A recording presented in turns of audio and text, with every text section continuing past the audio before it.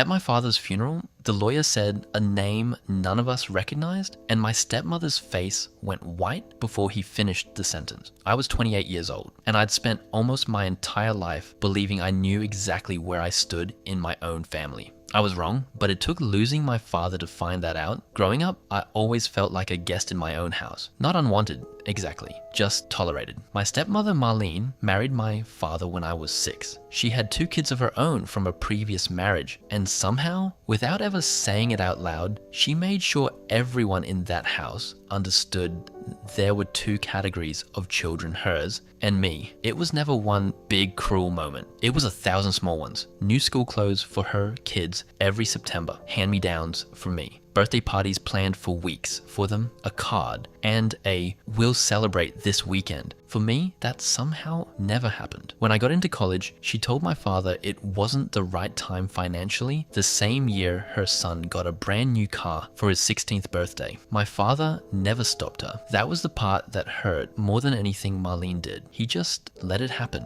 quiet, distant, like he was somewhere else, even when he was in the room. I used to think he simply didn't have it in him to care that much. I built my whole relationship with him around that one assumption that he loved me, just not enough to push back. I carried that belief for over 20 years. It shaped how I saw myself, low expectations, a constant quiet ache of not quite belonging, even at my own dinner table. My father got sick 3 years ago. Slowly, at first fatigue, doctors, vague answers, and then all at once. I spent more time with him in those last 6 months than I had in the previous decade combined. He'd get this look sometimes, like he wanted to tell me something. He never did. He passed in early spring. The funeral was small, family, a few co-workers, our pastor, and then 2 days later, we were all sitting in a lawyer's office for the reading of the will. Me, Marlene, her 2 adult kids, and a stranger, a woman, maybe 30, sitting quietly near the back, like she wasn't sure she had the right to be there. The lawyer started reading through the standard language, and then he said a name I had never heard in my life, and Marlene physically flinched. To my daughter, Josie, the room went completely silent. Daughter. I looked at the woman in the back. She looked just as shocked as the rest of us, except for Marlene. Marlene wasn't shocked. Marlene was furious, and underneath that fury, just for a second, I saw something else. Fear. I caught up with Josie in the parking lot afterward. She was hesitant, careful with her words, like she'd rehearsed this moment for years and still wasn't ready for it. She told me my father had been part of her life since she was a child. Quiet visits, birthday calls, money for school that she always assumed came from some kind of scholarship fund, until a letter arrived a few years back explaining exactly where it had really come from. Her mother had been involved with my father briefly, decades earlier, before he married Marlene. He found out about Josie when she was already 2 years old, and from everything she could tell, he never once tried to walk away from that responsibility. I asked her the only question that mattered. Did my stepmother know about you? She nodded. She found out when I was about 7. That's when the visits stopped being secret to her and started being secret from everyone else. That night, I went looking for answers myself. Old bank statements in my father's filing cabinet, years of them, recurring transfers to an account I didn't recognize, going back over 2 decades. And in a folder near the back, a letter from Marlene to my father, dated almost 20 years ago.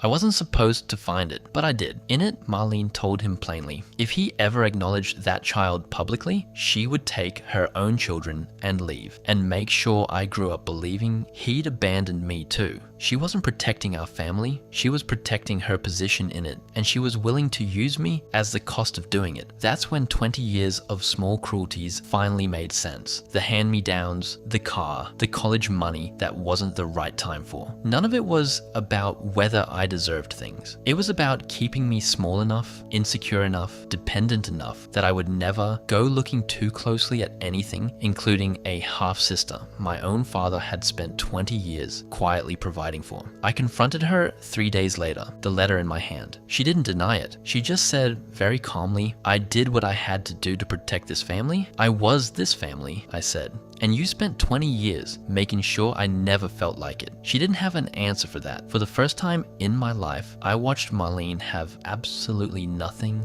to say. The estate went into mediation a few weeks later. The will was clear, and clearer still still, once the full financial history came out, my father had always intended for Josie to be acknowledged, provided for, treated as exactly what she was. Marlene's attempt to quietly minimize her share, to paint her as some outside claimant rather than a daughter, fell apart once the bank records and the letter were both on the table. Josie and I talk every week now. We've spent the better part of a year building something neither of us had growing up: an actual sibling, someone who shares not just blood, but the strange experience of being loved by the same quiet, complicated man from two completely different distances. Marlene moved out of state not long after the settlement. Her own children still speak to her. I don't, and I've made peace with that. Some relationships aren't worth preserving just because they're familiar. I spent over 2 decades believing I simply wasn't loved quite enough. The truth was almost the opposite. I was loved by someone who was too afraid to show it honestly, and resented by someone who never wanted me to find that out. I don't think I'll ever get those 20 years back, but I got the truth, and I got a sister out of it. That's more than I thought I'd ever have. If this story hit close to home for you, you're not alone,